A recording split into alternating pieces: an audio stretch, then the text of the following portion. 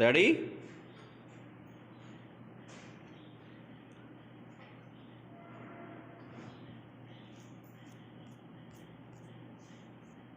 Start. विवाह के बाद पहले दिन वधू ने वर को दूध से भरा गिलास दिया। विराम। वर ने जो ही दूध हलक में डाला उसकी सांसें अवरुद्ध होने लगी। विराम। वधू घबरा गई। विराम। घर के सदस्य वर को आनन फानन अस्पताल ले गए लेकिन उसे बचाया नहीं जा सका। विराम। जांच से पता चला कि उसके गले में छिपकली फंस गई थी जिसका जहर शरीर में फैल गया था। विराम। गांव के लोग वधू को कोस रहे थे। विराम। उसे अशुभ ठहराया जा रहा था। विराम। जबकि वधू निर्दोष थी। विराम। गलती दूध का गिलास कमरे में रखने वाले की थी। विराम। दूध के गिलास को ढककर नहीं रखा गया था जिसकी वजह से गर्म दूध में छिपकली गिर गई थी। विराम। एक साधारण सी चूक जानलेवा साबित हुई। विराम। इस घटना का उल्लेख एक किताब में दर्ज था। विराम। दरअसल मेरे पिता को अच्छी और शिक्षाप्रद किताबें पढ़ने का शौक था। विराम। वे अक्सर शाम को इन किताबों से शिक्षाप्रद बातें पढ़कर सुनाते थे। विराम। एक दिन उन्होंने इस किताब से ढक्कन की महत्ता समझाते इस ब्यौरे को पढ़कर सुनाया। विराम। पैरा। सावधानी हटी, दुर्घटना घटी के सूचना पटल अक्सर सड़क के किनारे पढ़ने को मिल जाते हैं। विराम। पैरा। तो क्या केवल सड़क पर चलते समय ही सावधानी को ध्यान में रखना चाहिए? जीवन के हर क्षेत्र में सावधानी आवश्यक है। विराम। घर के छोटे छोटे काम करते हुए भी सावधानी की महती आवश्यकता होती है। विराम। पिछले दिनों मित्र के परिवार में बहुत ही अजीब दुर्घटना हो गई। विराम। उसके भाई ने दाढ़ी बनाने के बाद ब्लेड को बाथरूम में यूं ही छोड़ दिया था। विराम।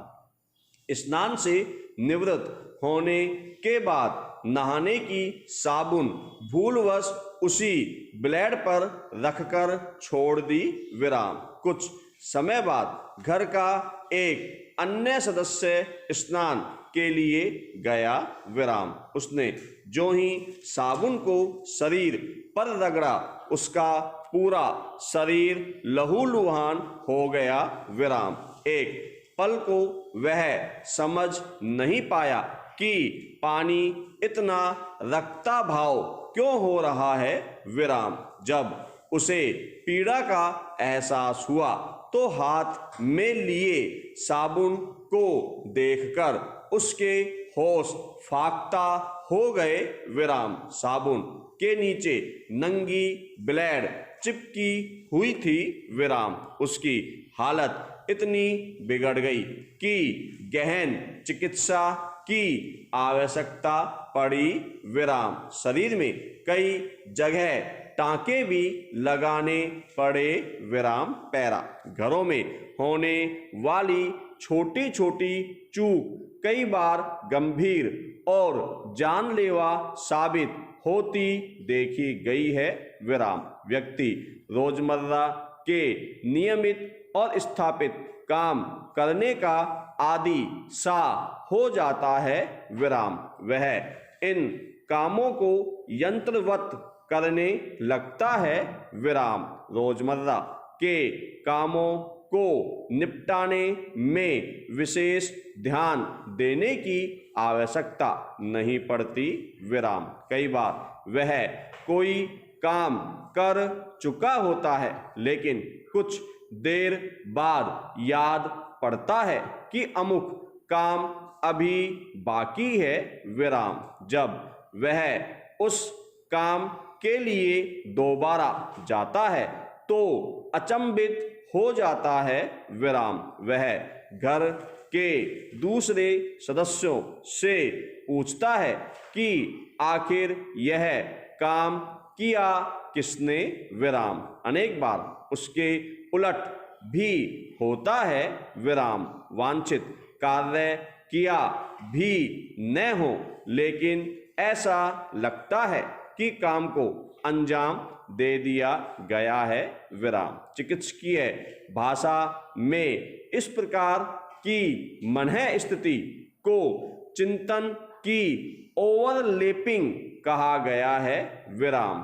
काम का आधिक्य और शीघ्रता से काम निपटाने की कोशिश में एक कार्य में संलग्न व्यक्ति अगले काम को करने के बारे में सोच रहा है, विराम। उसका ध्यान चल रहे कार्य में नहीं होती, इसलिए चूक रह जाती है, जो गंभीर दुर्घटना का सबब बन जाती है, विराम। पैरा। वर्तमान समय बड़ा विकट है, विराम।